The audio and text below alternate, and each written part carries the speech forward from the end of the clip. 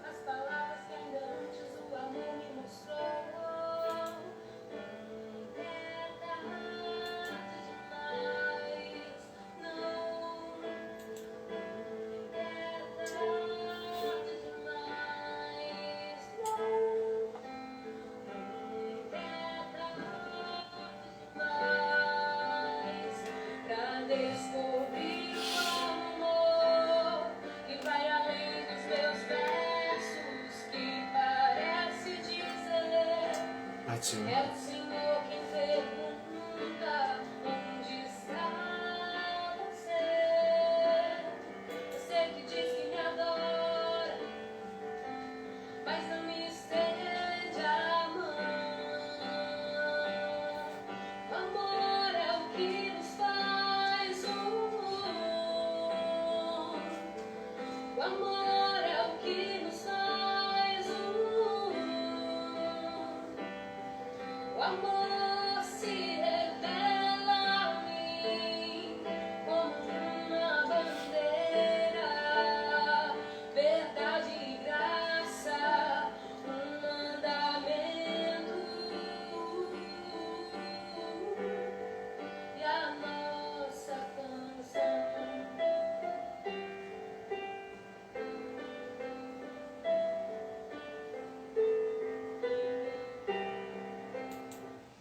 Graça e paz a todos.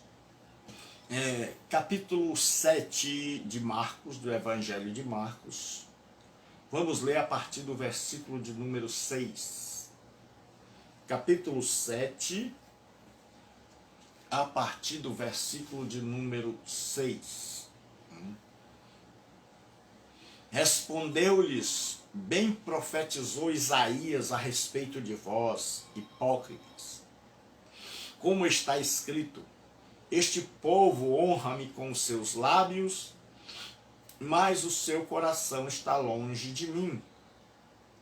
E em vão me adoram, ensinando doutrinas que são preceitos de homens, negligenciando o mandamento de Deus.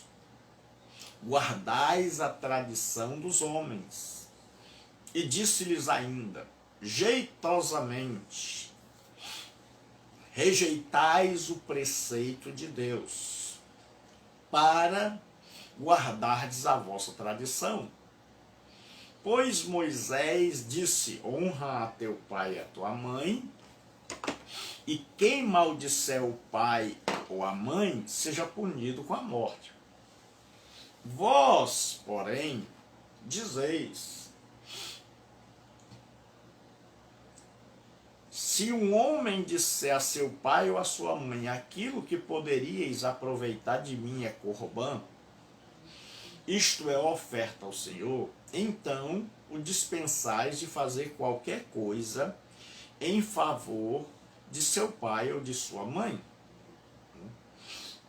Mas, invalidando assim a palavra de Deus pela vossa tradição, que vós mesmos transmitistes, e fazeis muitas outras coisas semelhantes a esta. Senhor nosso Deus e Pai, nós vamos meditar na Tua Palavra e pedimos que nos ajude, que nos abençoe, que nos guarde, que nos oriente.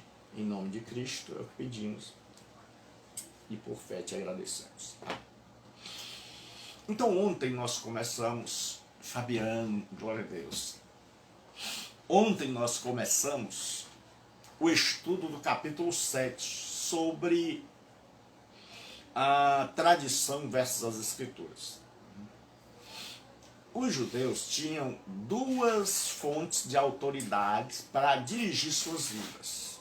A lei oral, que era um conjunto de tradição. Vamos falar primeiro a lei escrita, que eles chamam de Torá, que é a lei ou a instrução.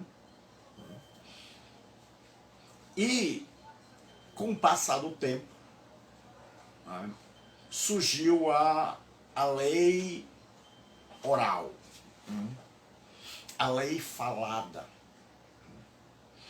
que eles diziam ter sido iniciada pelo próprio Moisés e que tinha tanta autoridade quanto a lei escrita. E essa lei consistia numa grande quantidade de tradições religiosas. É tanto que posteriormente foi escrito o Talmud, que é um livro de orientação do judaísmo. Então os rabinos, os mestres da lei, eles foram explicando as minúcias e como se devia observar estas leis. E no meio deste povo estavam os fariseus, que eram os mais rigorosos. Então havia subjaz uma teologia contra a outra. Como eu disse ontem, a teologia do judeu é que ele era puro e o que estava fora dele era impuro. Esse era o pensamento predominante. Então ele tinha que se guardar puro. E Jesus chega e vai dizer para nós uma coisa distinta, oposta. Ele vai dizer que não é o que está fora que é impuro, é o que está dentro. É que nós somos impuros. Então são duas teologias, duas maneiras de pensar diametralmente opostas. Então Jesus, o ensino de Jesus é que o que está sujo é o meu interior. É a minha natureza humana enfermada pelo pecado. Porque quando Adão e Eva caíram, Regina, Deus te abençoe,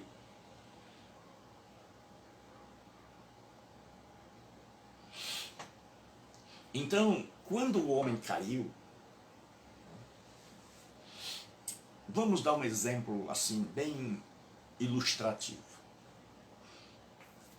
Digamos que você vai a uma fábrica onde se faz televisão, lá na Zona Franca de Manaus. E aí você vai ver que lá no começo da produção tem uma esteira onde a televisão vai passando e cada pessoa vai montando a sua parte. Então cada pessoa monta uma parte. Um coloca isso, outro coloca aquilo, outro coloca aquilo outro. ou num carro. Se você vê uma linha de montagem, você vai ver que cada um tem uma função. Mas se acontecer alguma coisa nesta linha de montagem, no final a televisão não vai funcionar direito. O carro não vai funcionar direito.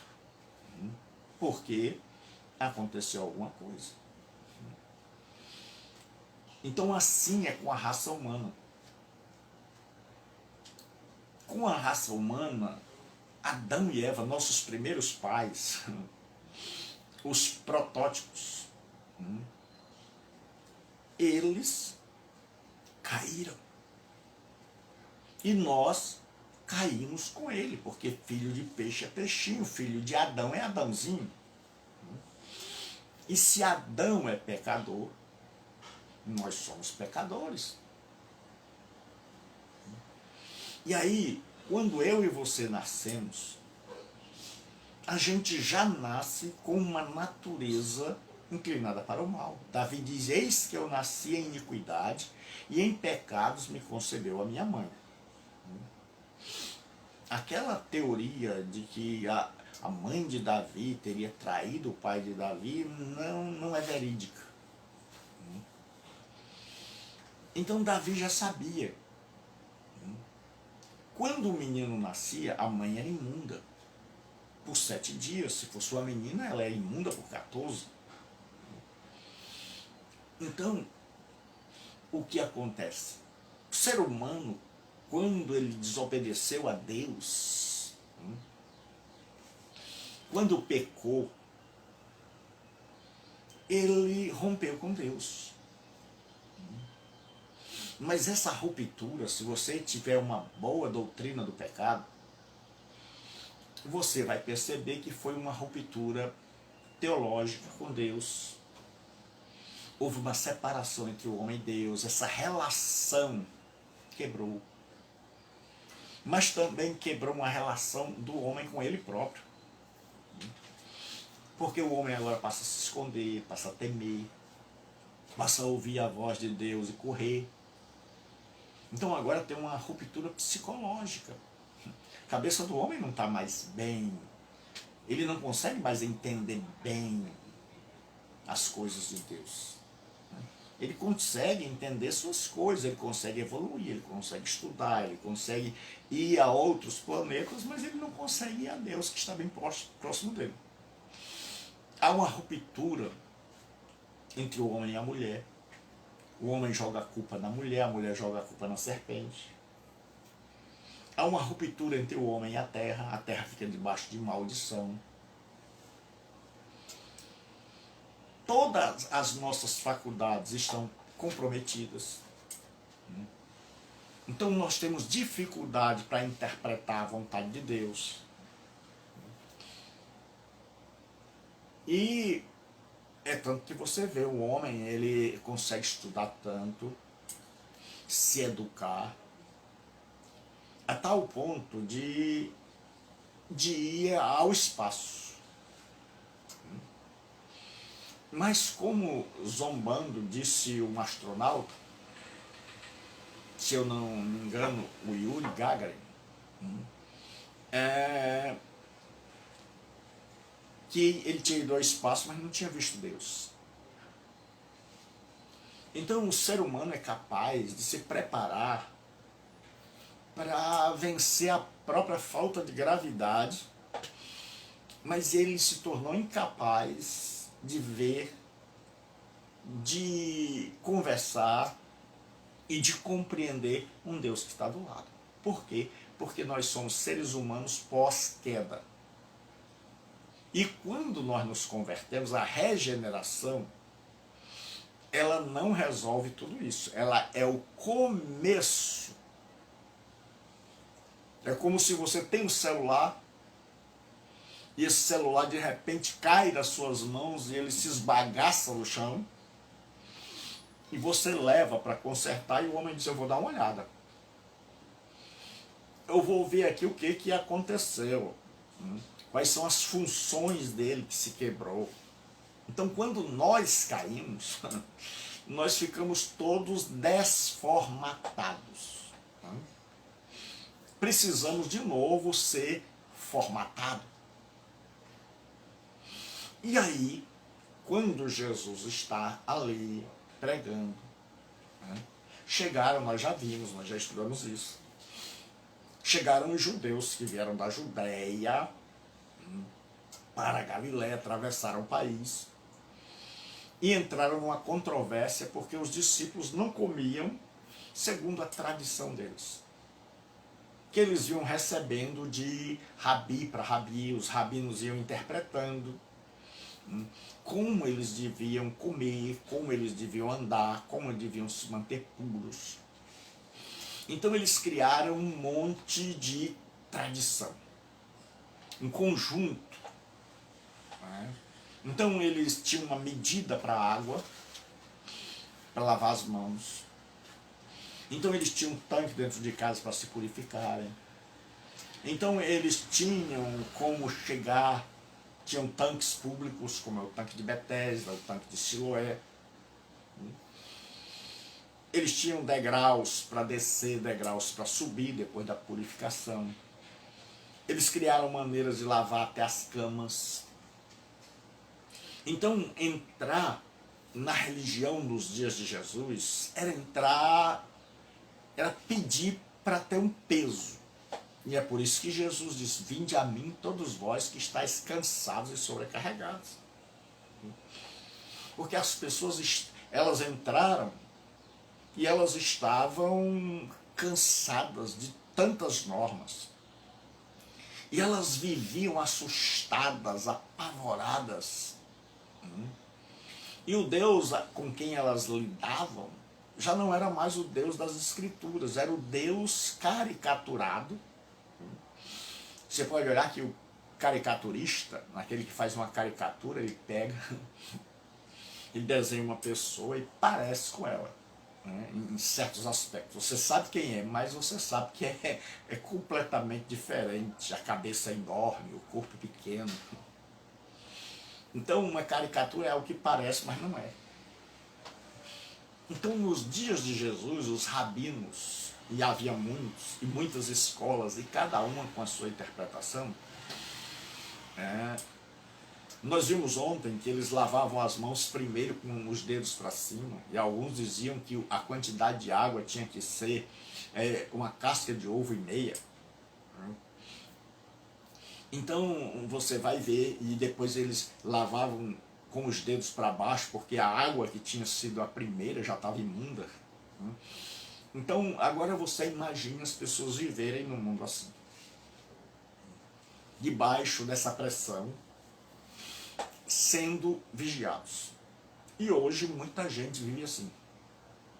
Ela vai para uma determinada religião, e aí ao invés dela encontrar leveza na vida, alegria, paz, dela ir para a palavra de Deus, ela encontra um monte de preceitos humanos que a sufocam.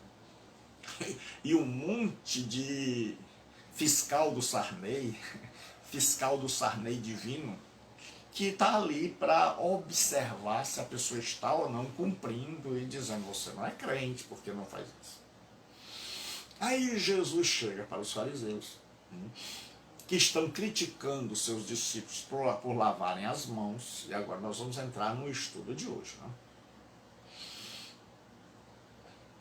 Jesus, ele diz o seguinte: olha, tomem cuidado, vocês já foram avisados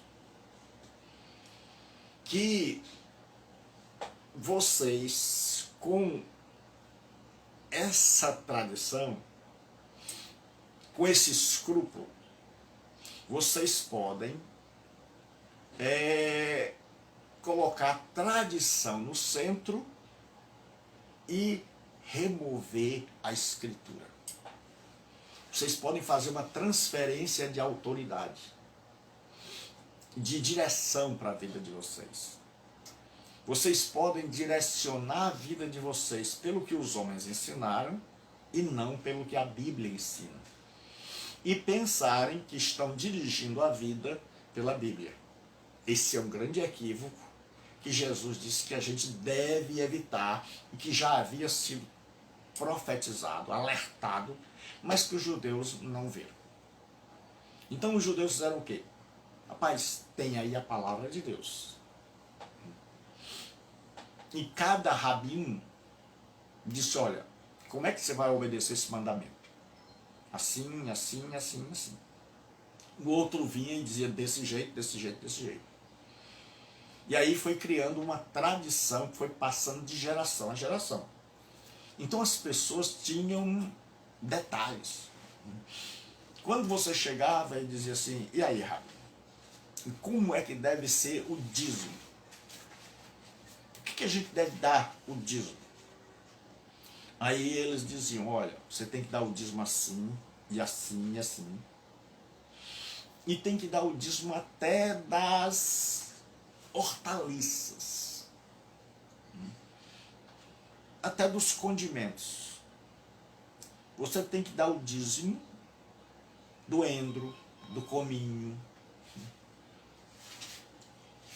E aí era mais ou menos assim. Você comprou uma cabeça de alho. Aí você conta. Tem 10 dentes. Você tira um e aquele um é do Senhor. A galinha pôs 10 ovos. Você tira um e aquele um é do Senhor. Então o povo vivia assim, contando ovo de galinha, dente de alho. E aí você não tinha mais tempo para nada, porque você via o que a pessoa está fazendo. Não está contando quantas sacas deu de feijão. Mas o problema é que não deu só saca. Tem ali mais ou menos a metade de uma saca e o pessoal está contando quantos grãos tem para dar o dízimo. Então o pessoal começou a se preocupar com essas coisas e esquecer de serem justos, fiéis, do próximo. Então eles estavam tão preocupados com esses detalhes. Você já imaginou você passar o dia todinho? Rapaz, eu comprei aqui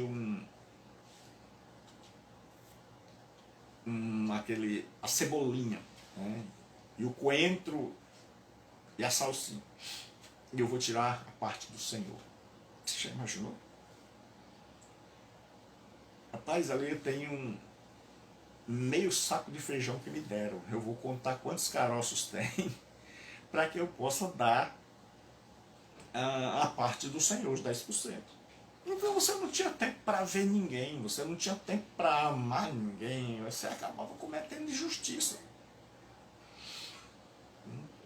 E você estava mais preocupado em obedecer ao mandamento dos rabinos, que haviam ido tão fundo,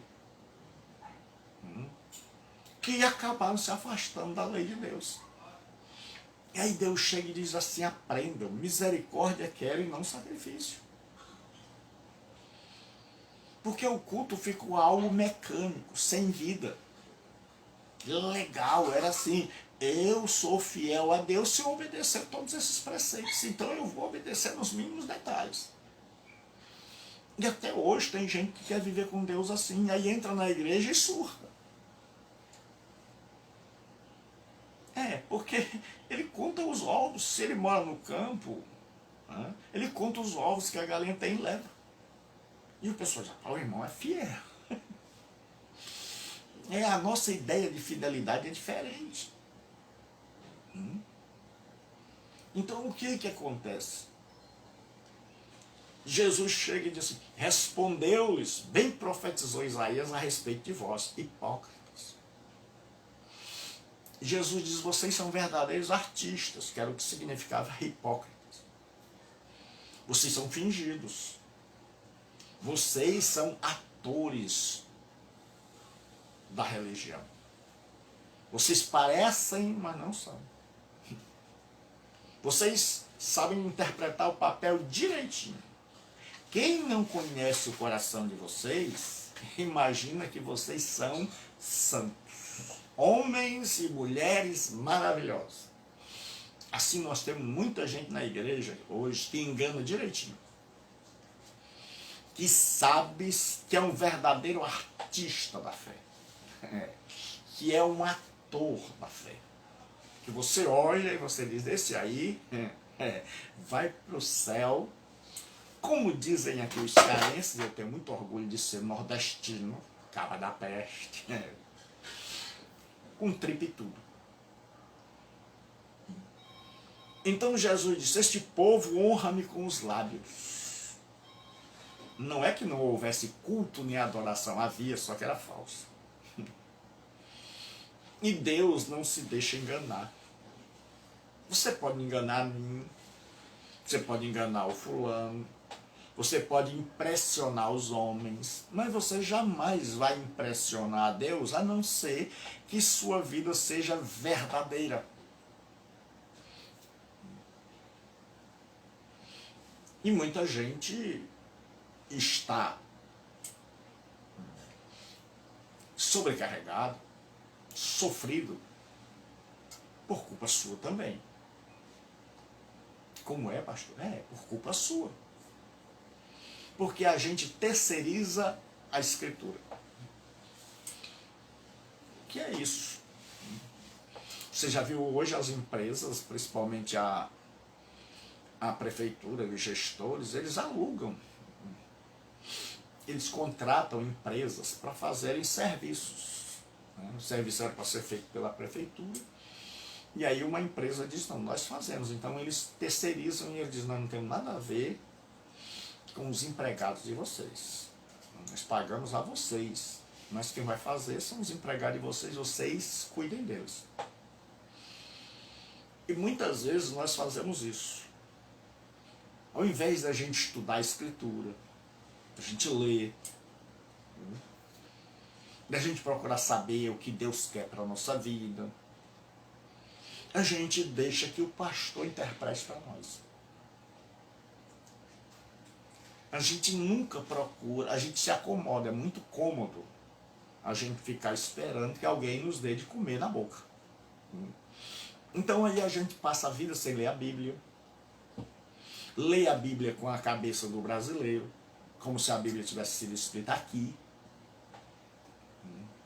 Lê a Bíblia aqui e acolá, não lê a Bíblia toda, não lê o texto todo.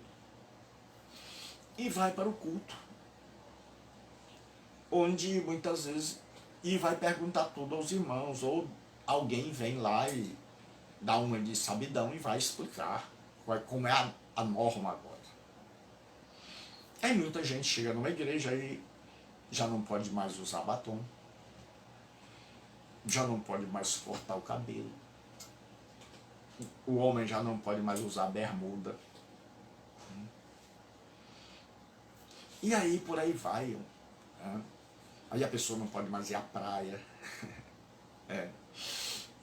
Tem um pastor, Maurão e seus bonecos, que eu aconselho. Ele canta bem, ele não canta ruim igual a mim.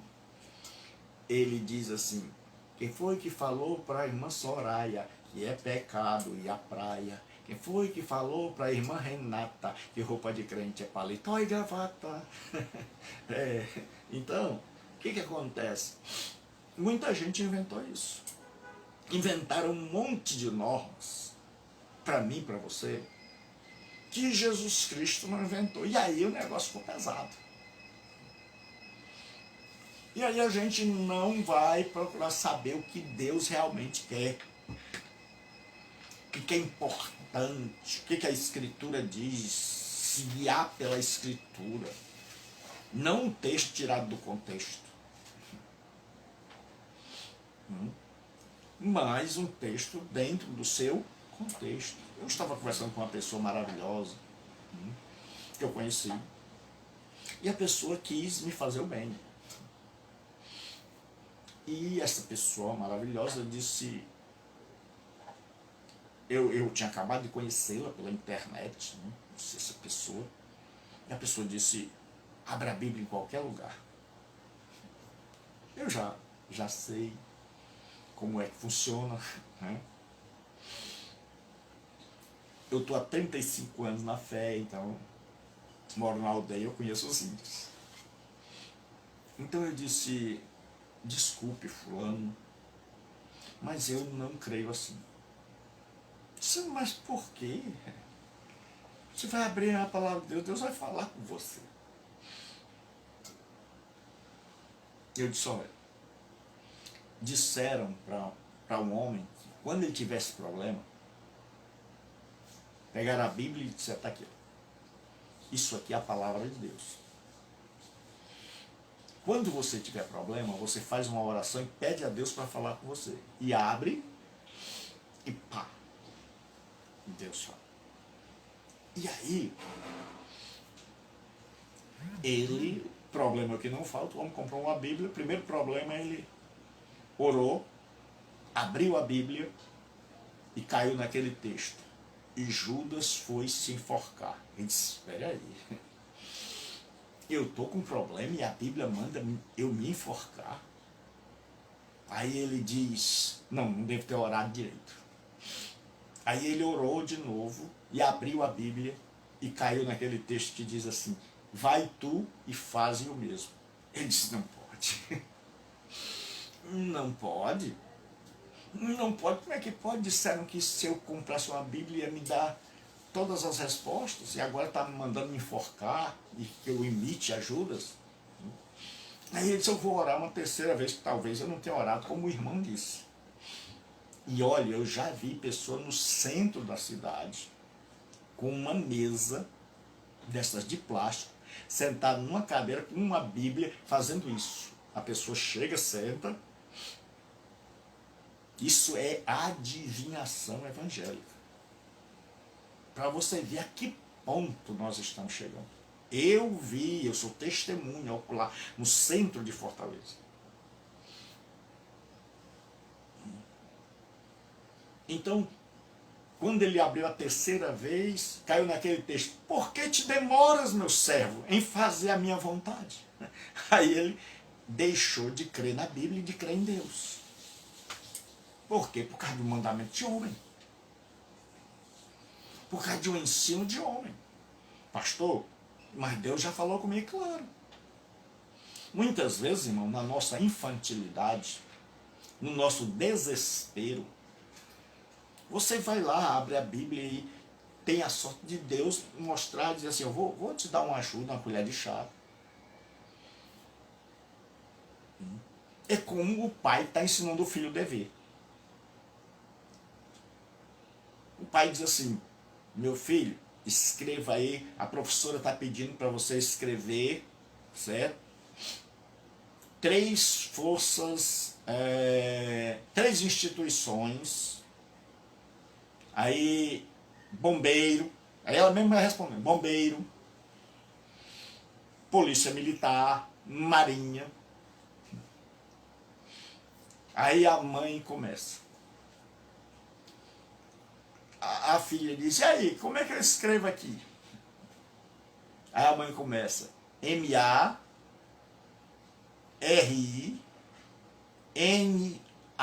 o H é aquele assim, A. Ela está ensinando a criança? Não está. Ela está fazendo dever no lugar da criança.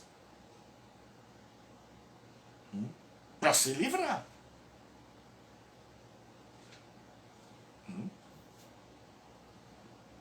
Então a mãe não está fazendo, não está fazendo.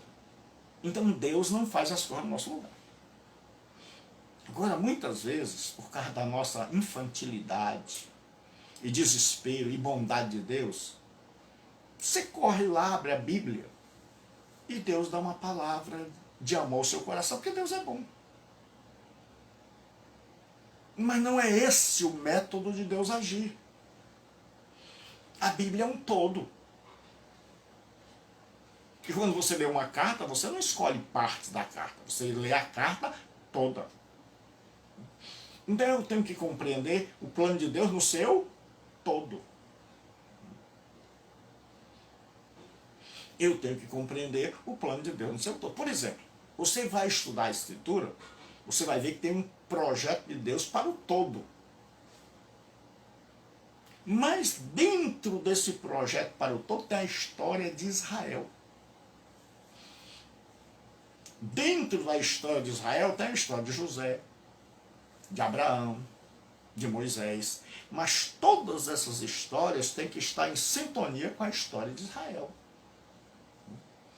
E essa história de Israel tem que estar em sintonia com essa macro-história, que essa história é maior. Assim no Novo Testamento.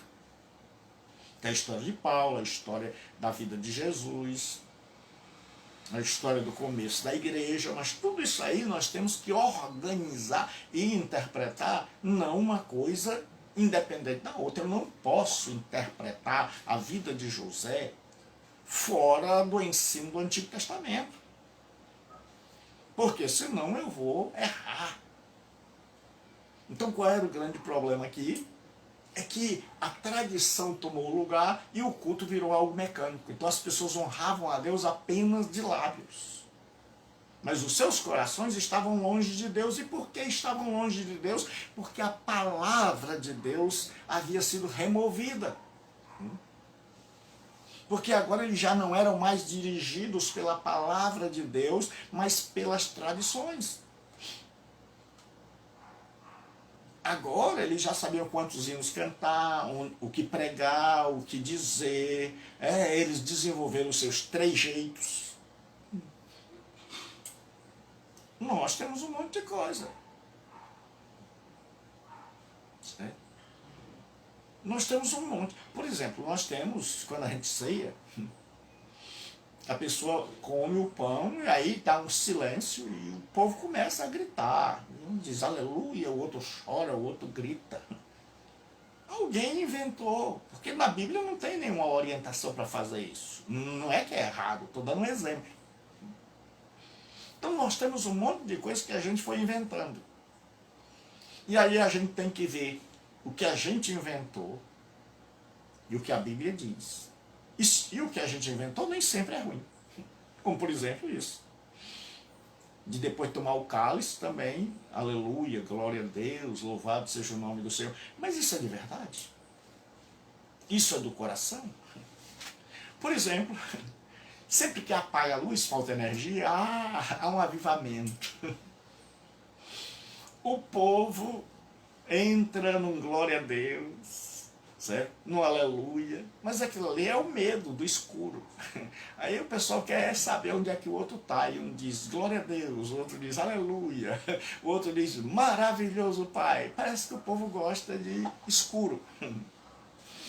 É tanto que eu sou eu presto atenção, eu sou observador, eu prestei atenção numa das igrejas nossas, que faltava energia, o povo podia estar calado, calmo, mas faltava energia, o povo entrava, era um avivamento imediato. Aí, eu chamei um diácono, chamado irmão Franciné.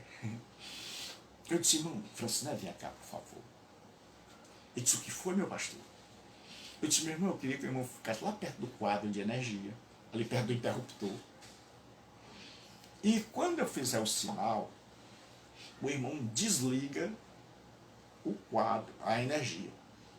Ele ficou assim sem entender muito. Eu disse, deixa, depois o irmão vai entender. Faça o que eu estou pedindo.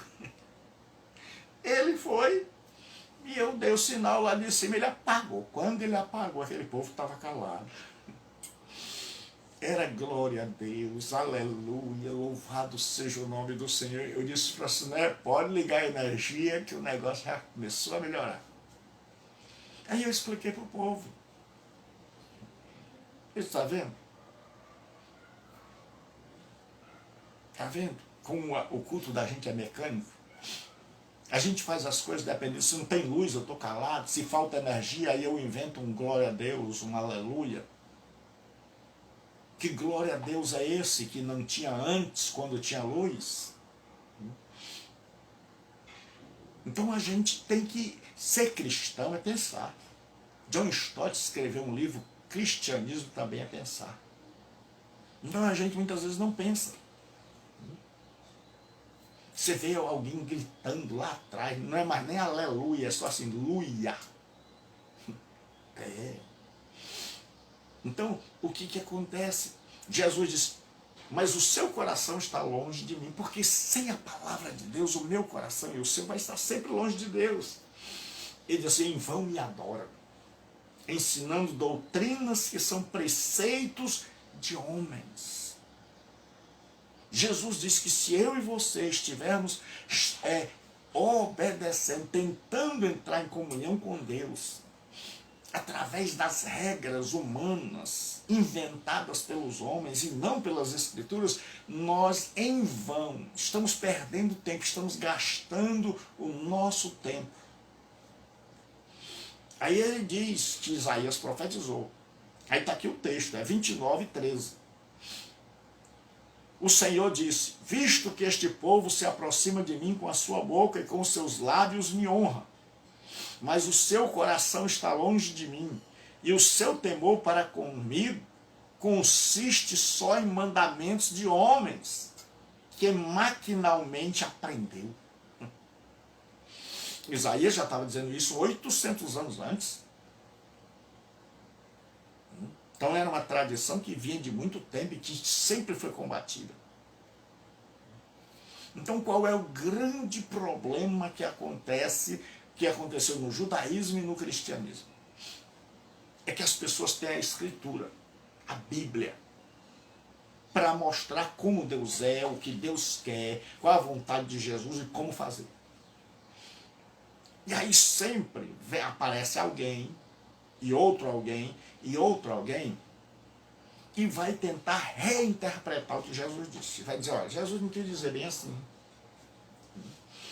Jesus quis dizer assim, assim.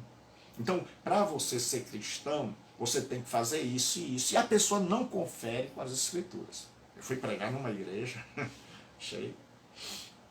Preguei numa igreja e tinha umas senhoras, assim, já de idade. Uma igreja de outra tradição, que estudam bem a Bíblia. E quando eu comecei a pregar, que eu citava o texto, as pessoas pediam para parar. Eu fiquei assim. Eles abriam a Bíblia e iam conferir, aí depois faziam assim. Que eu podia prosseguir, que estava certo. Eles iam conferir. Se toda a igreja fizesse assim, tinha muito ensinador falso, estava perdido. Que não ia conseguir mais falar um monte de coisas equivocadas que eles têm falado. Mas como o povo, como é que acontece hoje? O pregador abre a Bíblia, lê a Bíblia, fecha a Bíblia, e o povo também fecha, aí pronto. Aí começa. Aí ele começa a tirar coisa da cabeça dele. O pregador não inventa a pregação. A pregação já está na Bíblia, nós só explicamos. E aí, ele diz, ó, que maquinalmente aprendeu. Então, aí Jesus diz assim: negligenciando o mandamento de Deus, guardais a tradição dos homens. Então Jesus disse: olha, quando você começa a tentar me tomar o meu lugar e a explicar para o povo: olha, se agrada a Deus assim, assim, você tem que fazer isso e isso, você tem que fazer aquilo. E aí sempre a liderança na Escritura, ela tem o profeta para lhe ajudar, quer seja uma liderança positiva ou uma liderança negativa. Sempre tem alguém que ouve e vai lá e dá o aval. Então, em muitos lugares, muitas mulheres, um dia eu ouvi uma senhora atribulada. Eu fui subindo no púlpito para pregar e uma senhora me abordou e disse: pastor, eu estou muito atribulada. Eu disse: o que foi, minha? Ela disse: estou com uma coceira aqui no pescoço já. Estou toda empolada. E o senhor acredita que alguém vá no inferno? Eu disse: creio. Ela disse: o senhor acredita que alguém possa ir no céu? Eu disse: creio.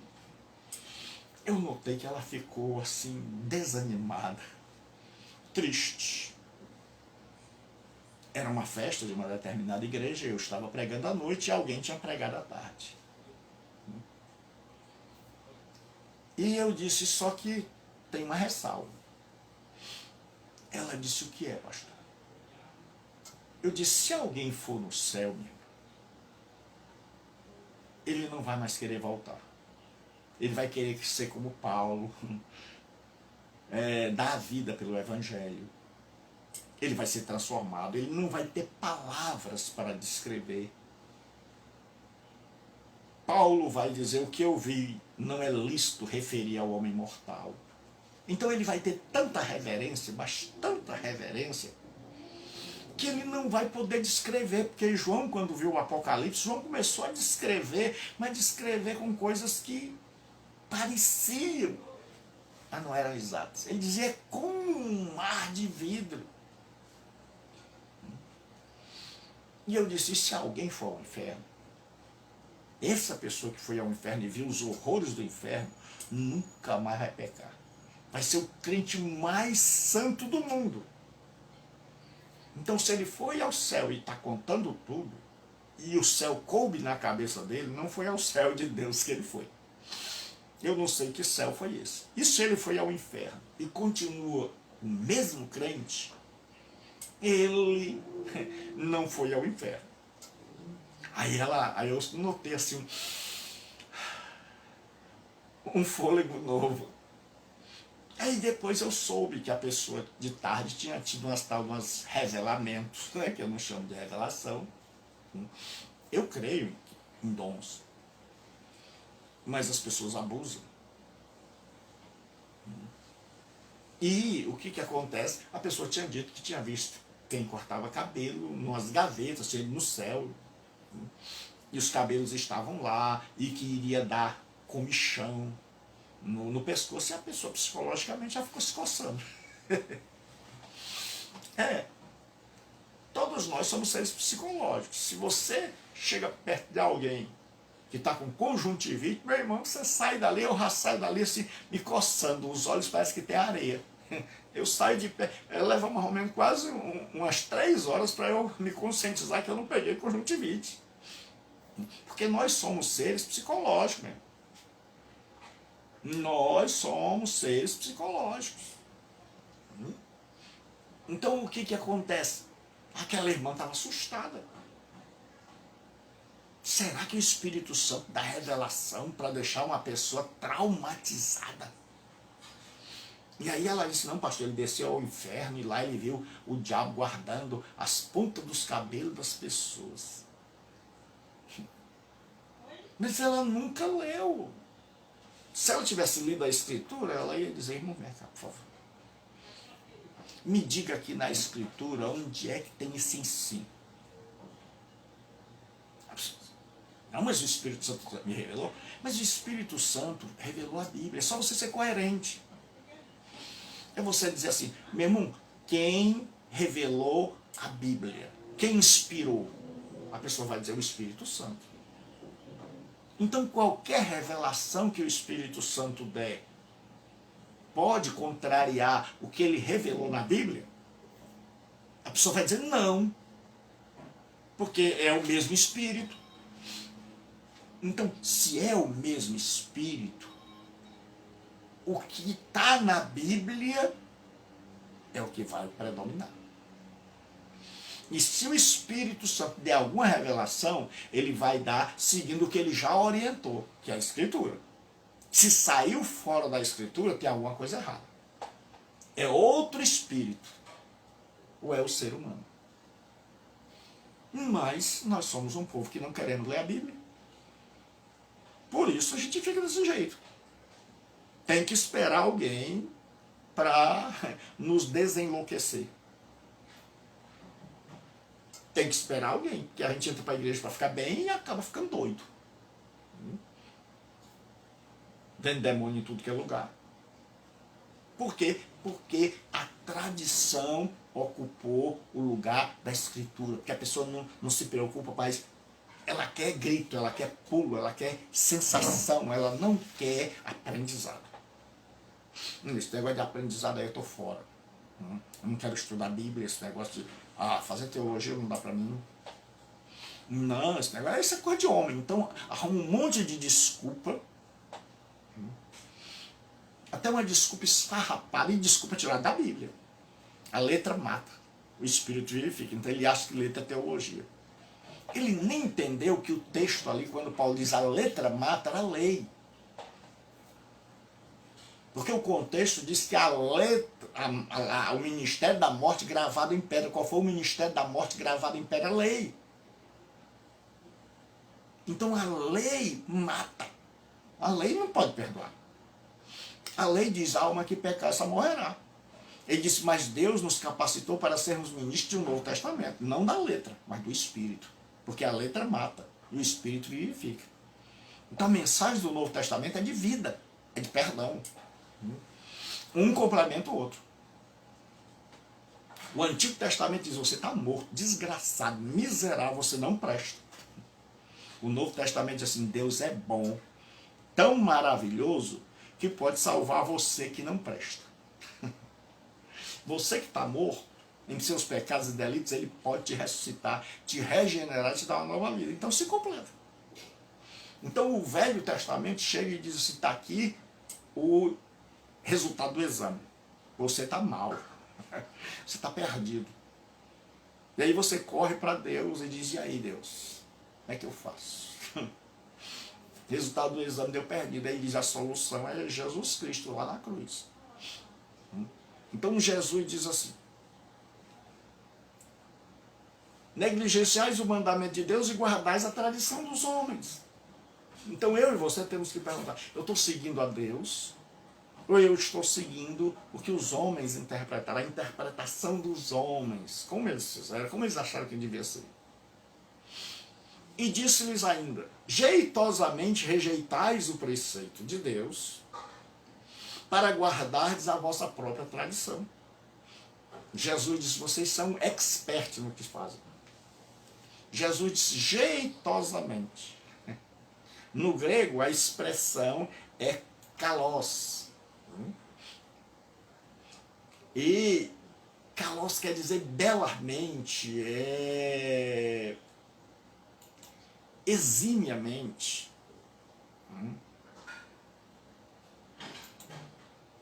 Aí ele diz assim, paradoxim, que é paradoxis, que é entregar uma dádiva. Então Jesus diz o seguinte, juntando as duas palavras, dá mais ou menos assim, belamente, tecnicamente, apuradamente, de maneira esperta, de maneira assim sagaz, vocês arrumaram um jeito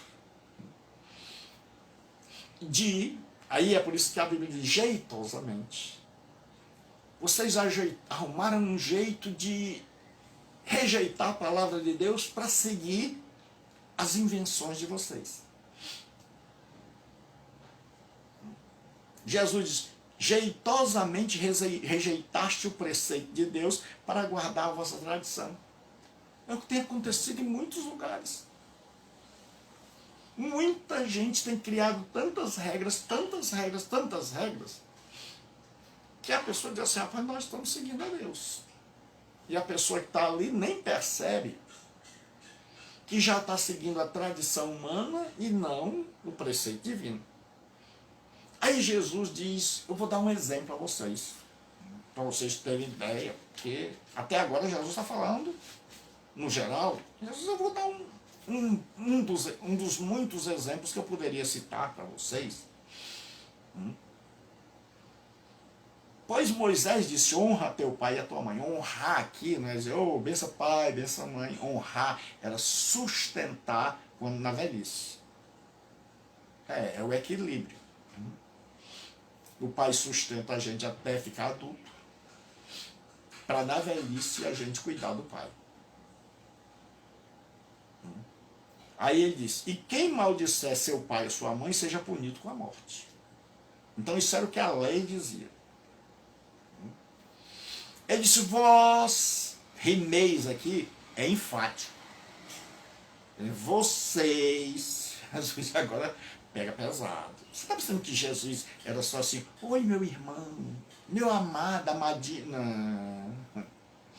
Jesus pegava pesado, principalmente com os religiosos. Se Jesus viesse hoje, pegaria pesado, adivinha com quem? Com os crentes. É. Aí ele diz assim, vós, porém, dizeis, se um homem disser a seu pai ou a sua mãe, aquilo que poderias aproveitar de mim é corbã, isto é, oferta ao Senhor, então dispensai de qualquer coisa em favor de seu pai e de sua mãe.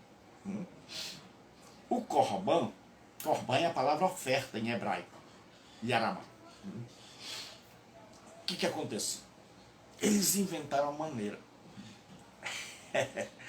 Eles chegaram e disseram o seguinte, rapaz, tinha muita gente que ia para os rabinos, dizendo, ô rabino, rapaz, o negócio está difícil, sustentar o pai e a mãe, mas a família lá em casa, o pai e a mãe tão pesado, aí sustentar já a minha família, mais os velhos, aí o negócio está pesado, e naquela época não tinha asilo, como muita gente faz hoje, né? E o que aconteceu? Os rabinos começaram a dizer, ó, é o seguinte, diga que o seu dinheiro foi entregue como consagrado ao Senhor, que foi uma oferta ao Senhor. E aí, se você fizer isso, você vai estar isento de cuidar do seu pai e da sua mãe. Quando seu pai e sua mãe chegarem, disser, filho, nós estamos passando fome, o teu pai hipotecou a fazenda, as terras, o credor vai tomar a terra, o filho ia dizer, ô pai, eu sinto muito, é porque sempre religioso tem uma cara de pau. O filho ia dizer, pai, eu sinto muito, mas eu não posso ajudar você, eu queria muito, mas não posso. Por que, meu filho? O que está acontecendo? Não é porque todo o meu dinheiro agora está consagrado a Deus. Eu não posso usá-lo em coisas terrenas, como sustentar o senhor, a senhora. Então, desculpe, mas eu tenho que botar Deus em primeiro lugar. Assim, meu amigo. O povo que olhava de fora dizia assim, rapaz, esse homem, eu vou dizer uma coisa. Isso é um homem temente a Deus. Porque, rapaz, botou Deus acima do pai e da mãe. E Jesus pegou e disse, não. Vocês são os malandros da fé. Vocês jeitosamente arrumaram uma maneira de não cuidar dos seus pais, de fugir da palavra de Deus, de negligenciar o mandamento e ainda se acharem bons. Vocês arrumaram uma maneira para acalmar a mente suja de vocês. Porque eles nem davam a oferta lá no templo. Eles usavam para qualquer coisa, mas era apenas uma desculpa para não socorrer o pai ou a mãe. E é por isso que o apóstolo Paulo chega e diz assim, se alguém não cuida dos seus, principalmente dos da sua casa, negou a fé e é pior do que o infiel. Porque nós temos um monte de gente que não socorre. Que não socorre o pai nem a mãe. Que não socorre os filhos. Que não socorre ninguém. Por quê? Porque ele agora é o tal do corbã. Tudo que é dele é do Senhor. Então Paulo disse, se alguém não tem cuidado dos seus, negou a fé. Então os judeus também tinham negado a fé. Porque negar a escritura é negar a fé. É estar desviado dentro das igrejas. Desviar não é beber cachaça. Beber cachaça é um sintoma. Desviar não é adulterar. Adulterar é um sintoma. Desviar é quando a pessoa saiu do rumo faz tempo. E aí beber cachaça vai ser só a evidência de que no coração ela já tinha saído da palavra de Deus. Então o desvio começa quando eu começo a me afastar da palavra de Deus. Quando eu começo simplesmente a cumprir regras. E aí Jesus diz assim, invalidando a palavra de Deus pela vossa própria tradição. Então, ou você segue a palavra de Deus, ou você segue as tradições. E tradição, como eu já disse, nem sempre é ruim. Mas você tem que ver se aquela tradição ela não está contrariando a palavra de Deus. Por exemplo, Jesus diz assim: vinde a mim todos vós que estáis cansados e sobrecarregados. É porque o judeu estava cheio de tradição, cheio de norma, cheio de quadrado para pisar. Então ele vinha ali e ele estava cansado de dizer assim: Senhor, não consigo, Senhor. Senhor, eu chego no final do dia, eu estou arrasado fisicamente, arrasado psicologicamente, me achando um lixo, e espiritualmente cada dia eu estou pior. E é como se Deus dissesse: por quê, meu filho? Não é porque eu não consigo, eu lutei para obedecer tudo que os rabinos ensinaram, para dar o dízimo de tudo, para saber lavar as mãos direito, para a quantidade de água. Pai, eu lutei o dia todinho, minha mente, eu não vi ninguém, eu não vi necessitado, eu não vi ninguém precisando da tua palavra. Eu não tive tempo para dar amor aos meus filhos, eu não tive tempo para cuidar do meu... Porque eu estava tentando te agradar. Mas, pai, eu vou te dizer uma coisa, não deu não. Em muitas horas eu lavei as mãos com o dedo para cima, mas esqueci de lavar com o dedo para baixo, que eu estava morrendo de fome. Eu já não me lembrava de quanto era de água. Então, pai, eu estou aqui atribulado, porque eu não lavei as mãos direito. Pai, e eu acho que eu estou perdido, eu acho que eu não vou para o céu não. Então o judeu muitas vezes ficava no final da tarde assim, e amanhã ele estava pior. E depois ele estava pior, e cada dia ele ia piorando. Aí para esse povo que está assim, Jesus chega e diz assim: vinde a mim, todos vós que estáis cansados e oprimidos, e eu vos aliviarei, tomai sobre vós o meu jugo. Jugo tem dois sentidos, tem um sentido literal, que é o sentido de um forro que se coloca no pescoço do animal, e outro para ajudar os dois animais a puxarem as coisas, e jugo no sentido metafórico, figurado, que é o que Jesus está usando aqui, que é como o corpo de doutrinas. Jesus está dizendo: se vocês vierem para o meu lado, se vocês passarem a guardar os meus ensinos, vocês encontrarão descanso para vossas almas. E hoje muita gente chega numa igreja dita evangélica e a pessoa fica do mesmo jeito do judeu. Rapaz, mas passei o dia todo preocupado. Eu me levantei e eu orei 3 vezes por dia. Eu tentei fazer isso, fazer aquilo. Eu fui para a oração do meio-dia, eu fui para o ensaio. Eu não fiz isso, não fiz aquilo, eu deixei isso, deixei aquilo. Eu não corto mais o cabelo. Eu só uso roupa direitinha e tal. E eu fiz isso, fiz aquilo outro. Mas aí, um pisão na bola que o coitado dá, a coitada dá. Aí no final do dia a pessoa está arrasada. E ela chega para Deus e: Deus, estou ruim. Deus, eu não consigo ser crente. Deus, eu acho que eu vou me desviar. Porque não consegui ser crente. Senhor, ainda veio o irmão abençoado que disse: ó, crente não faz isso não, viu? E aí a pessoa vai enlouquecendo, vai surtando. Vai surtando, porque não chega ninguém para dar o ombro amigo, para dizer: meu irmão, o que está acontecendo? Jesus te ama, você é importante para Deus, eu quero te orientar. Não, a pessoa chega crente e não faz isso. Por quê, meu irmão? Por que não faz? Não, só chega gente para afundar mais ainda. E aí a pessoa vai, entra na fé e surta. E aí começa a ver demônio no ventilador, atrás da porta, em qualquer sombra, tem medo de gato preto, medo de passar debaixo da escada, acha que tem maldição, e aí fica pronto, sai de igreja em igreja. Aí não vê mais a beleza da vida, não vê mais as pessoas, não fala mais com pessoa que não é crente. Se der a parte do Senhor alguém que não é crente, desculpe. Aí pronto, né? Aí começa a falar de outro jeito. E aí a pessoa tenta tudo. Mas aí lá no íntimo, ela tem duas alternativas. Ou ela vira hipócrita, glória a Deus, aleluia. Ou, se ela for sincera, ela fica adoecida. Ela fica assim, Deus, não estou conseguindo. Deus, eu não...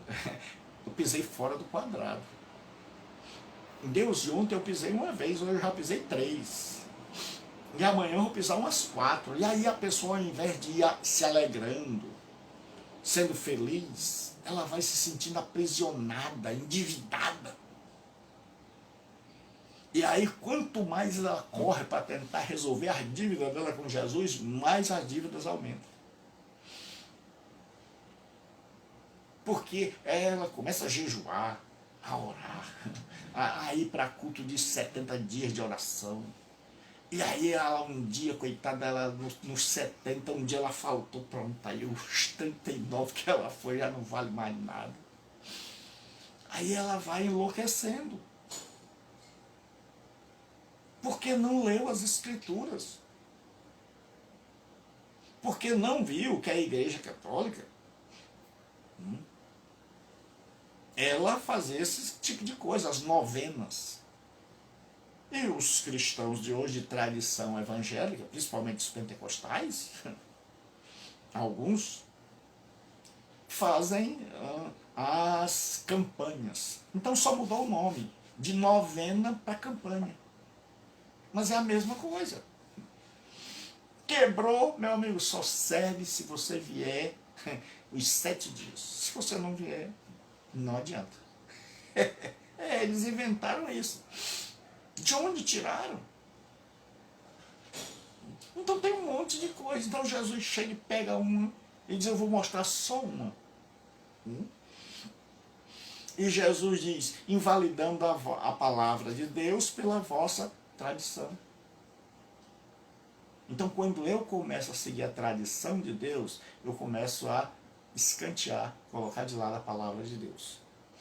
E uma vez que a palavra de Deus foi colocada de lado, eu começo a andar segundo as minhas próprias normas e segundo a norma dos homens. E na norma dos homens não tem graça, não tem misericórdia, não tem compaixão. Então eu começo a adquirir culpa, conta espiritual. E aí eu estou imaginando que eu estou na luz, quando na verdade eu estou em trevas. E aí eu começo a não me enxergar mais. E aí eu começo a me ver pelos olhos dos outros. Então quem vai me doutrinar é os outros. E se tiver sorte. Porque tem gente que é doutrinado pelo diabo. Como é, pastor? É. Bota um demônio de joelho e pergunta. Demônio, quem usa calça comprida? Aí o demônio demônio refaz junto. O demônio está fazendo hora com a cara deles. E aí quem dá a doutrina é o demônio. Aí a pessoa diz assim, e quem usa batom? Aí o bicho diz, aí o povo diz, É assim que está o cristianismo, em muitos lugares. Seguindo a ideia do fundador da igreja, não do Senhor Jesus Cristo. E hoje, cada pessoa que funda uma igreja tem uma ideia, que muitas vezes é chamada de visão. Você está na visão? Não está? Sai, fora. E por que isso acontece? Porque nós não seguimos as escrituras, nós não procuramos estudar, nós não procuramos ler. E o povo não estimula isso.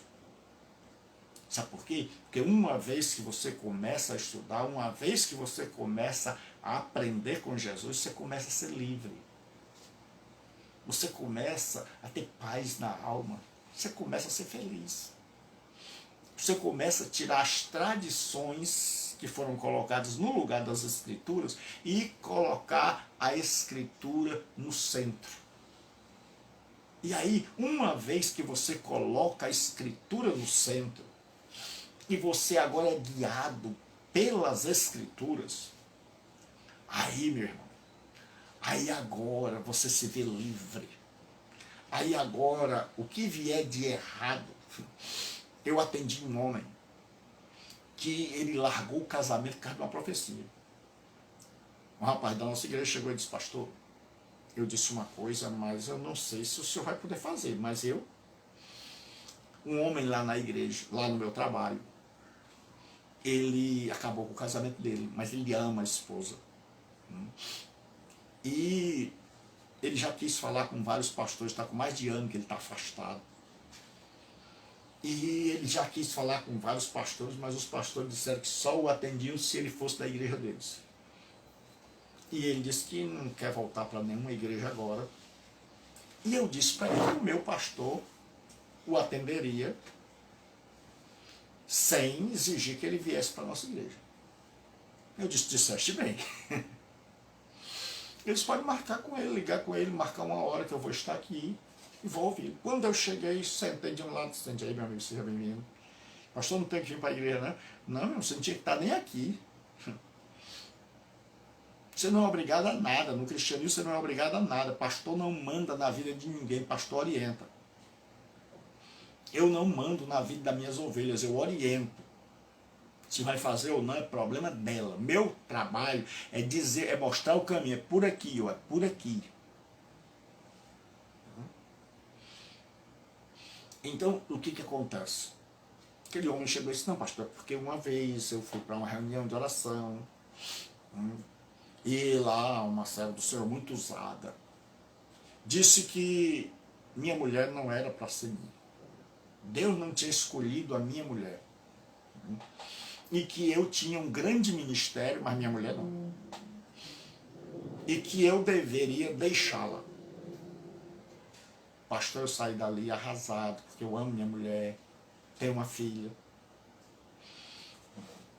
E eu amo minha mulher e saí dali arrasado. Mas, pastor, agora era minha mulher ou Deus. E eu fiquei com aquele negócio: a quem eu vou obedecer? A minha mulher ou a Deus? Ele disse que chegou em casa com o coração quebrado, partido, mas separou-se da mulher e da filha e foi embora. Ele disse: minha filha, eu amo muito você, mas entre você e Deus eu vou colocar Deus em primeiro lugar. E passou um ano sofrendo, até que resolveu pedir ajuda.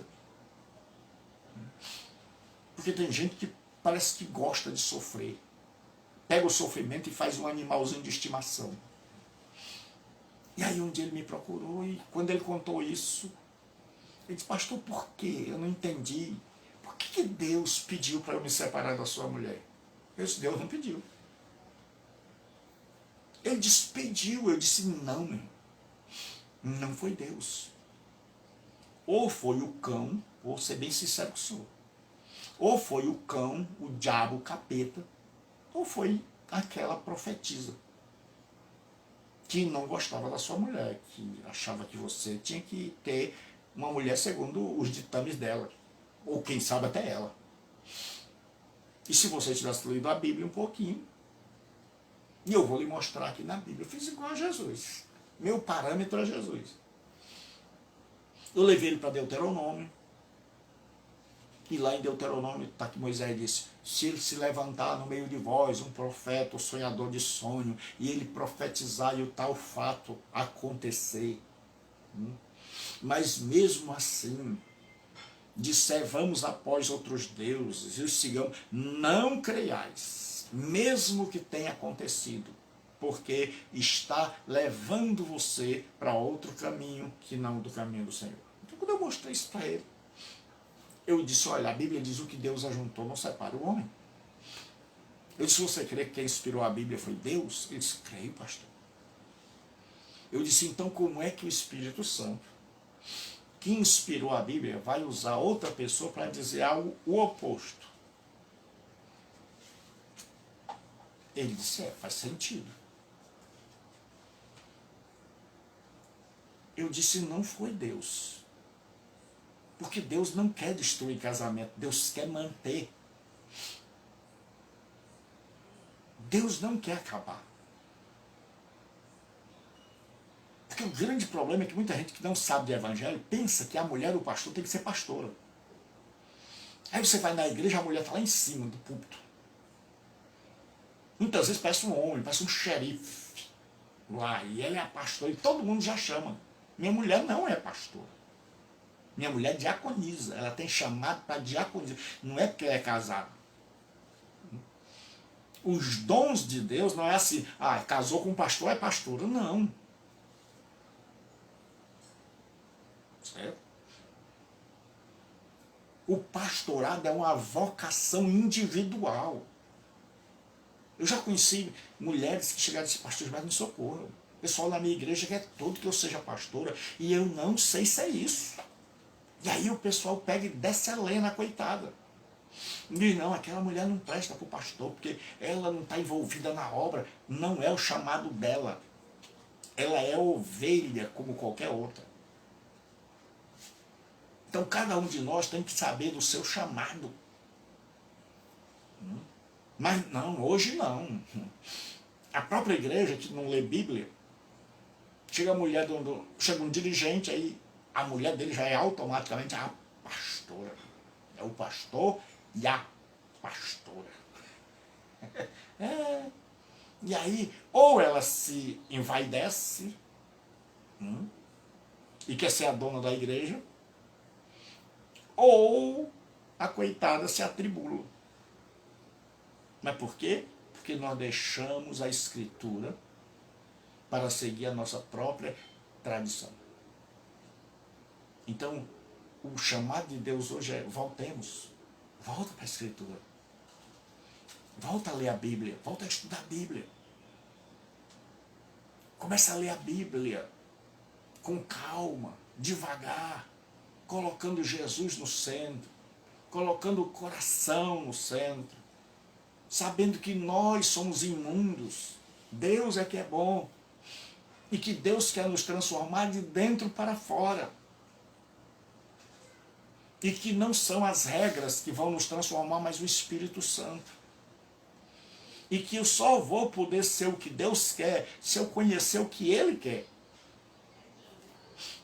Eu oro a Deus e eu pergunto, Pai, o Senhor disse no Pai Nosso, ontem eu perguntei, santificado seja o teu nome. Eu disse, Senhor, eu quero entender isso. Eu quero entender como é que eu posso, o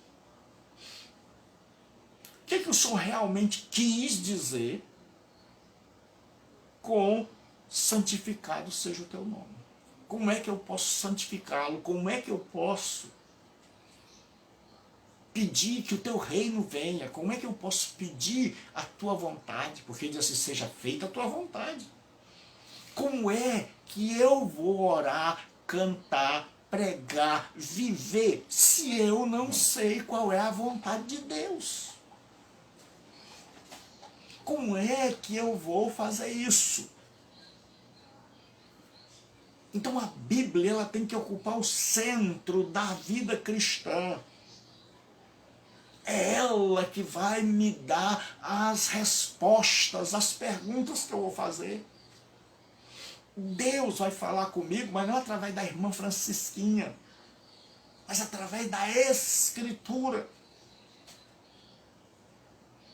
E aí eu vou ler a Escritura para procurar saber, Senhor, o que é o teu reino?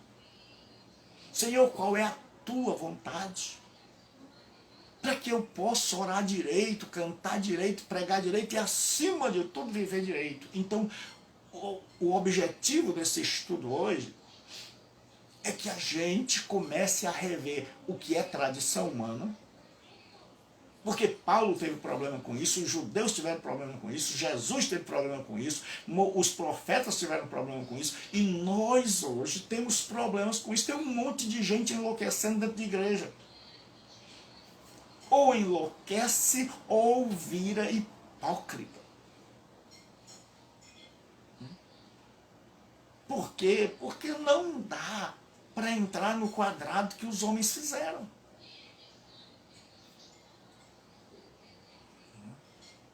Não dá. A pessoa fica doida. Vai para uma igreja e o batismo é por aspersão. Aí se batiza por aspersão. Aí lá ele não se deu bem. Aí ele sai e vai para outro. Aí o outro diz, não, você tem que se batizar de novo. Porque aquele de lá não prestou não. O batismo aqui é por imersão. Você tem que ser imergido. Aí a pessoa diz, tá bom, vamos batizar de novo. Aí ele, nessa igreja, diz assim, aqui não pode se pintar, aqui não pode usar bermuda. Tá bom, a gente faz. Aí vai para outra igreja, ele sai daquela, vai para outra, porque ele mudou de trabalho, foi morar em outro bairro, aí não tinha nenhuma igreja perto, aí entrou em outra, naquela, podia assistir televisão, jogar bola. Aí a mulher podia se pintar.